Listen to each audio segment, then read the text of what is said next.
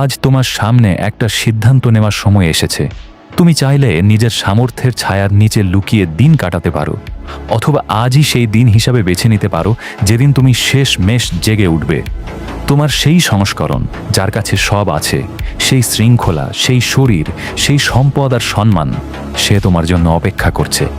সে চায় তুমি নিজের জীবনের দর্শক হওয়া বন্ধ করো। দ্বিধা দ্বন্দ্বে কাটানো প্রতিটি সেকেন্ড মানেই হলো তুমি নিজের ভবিষ্যৎ নিজেকে নিজ হাতেই হত্যা করছো। একবার নিজের জীবনের দিকে তাকাও। তুমি আরাম আয়েশের নেশায় বোধ হয়ে আছো। অন্য মানুষের অর্জনগুলো স্ক্রোল করে দেখতে দেখতে তুমি ঘন্টার পর ঘন্টা পার করে দিচ্ছ, অথচ তোমার নিজের স্বপ্নগুলোতে ধুলো জমছে। তুমি নিজেকে সান্ত্বনা দাও যে কাল থেকে শুরু করব, কিন্তু সেই কাল আর কখনোই আসে না। তুমি সস্তা বিনোদনের নেশায় আটকে আছো, নিজের মস্তিষ্ককে সস্তা ডোপামিন দিচ্ছ, অথচ তোমার আত্মা একটা উদ্দেশ্যের জন্য হাহাকার করছে। তোমার বুকের ভেতর এক ধরনের শূন্যতা অনুভব করো, কারণ তুমি জানো যে তোমার ক্ষমতা আরও অনেক বেশি। তবুও তুমি বারবার সেই সহজ পথটাই বেছে নাও যেখানে কোনো কষ্ট নেই। এখন সময় হয়েছে নিজের সাথে মিথ্যা বলা বন্ধ করার। তুমি অভাগা নও, তুমি সঠিক সময়ের জন্য অপেক্ষা করছো না। তুমি আসলে স্রেফ বিশৃঙ্খল। তুমি ভয় আর আলস্যকে অনেক লম্বা সময় ধরে তোমার জীবনের চালকের আসনে বসিয়ে রেখেছ। পৃথিবী তোমার কাছে ঋণী নয়, সফলতা কোনো উপহার নয়, এটি একটি ঋণ যা তোমাকে প্রতিদিন ঘাম, একাগ্রতা আর ত্যাগের বিনিময়ে শোধ করতে হয়। যদি তুমি এমন একটি জীবন চাও যা ৯৯% মানুষের নেই, তবে তোমাকে এমন কিছু করার সাহস দেখাতে হবে যা সেই ৯৯% মানুষ করার ক্ষমতা রাখে না। তুমি যেখানে আছো আর যেখানে পৌঁছতে চাও তার মাঝখানের একমাত্র সেতু হলো ডিসিপ্লিন বা শৃঙ্খলা।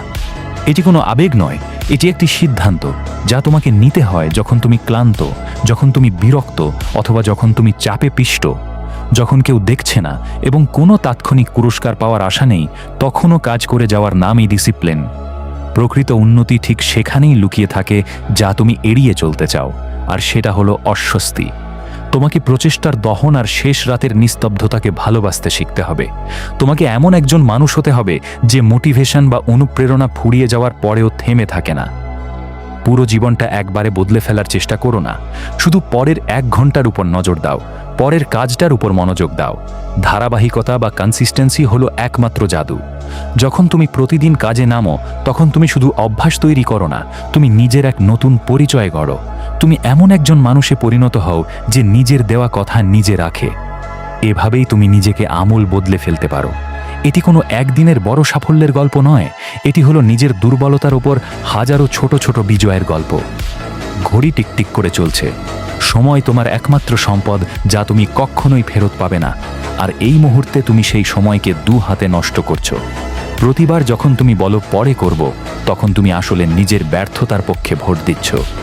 ২০২৬-এর জন্য অপেক্ষা করো না, সোমবারের জন্য অপেক্ষা করো না, প্রস্তুত হওয়ার জন্য অপেক্ষা করো না। তুমি কখনোই পুরোপুরি প্রস্তুত অনুভব করবে না। শক্তি তখনই আসবে যখন তুমি কাজ শুরু করবে। উঠে দাঁড়াও, ফোনটা রেখে দাও, তোমার কাজের তালিকার সবচেয়ে কঠিন কাজটা এখনই করো। নিজেকে প্রমাণ করো যে তুমি এখনো হার মেনে নাওনি।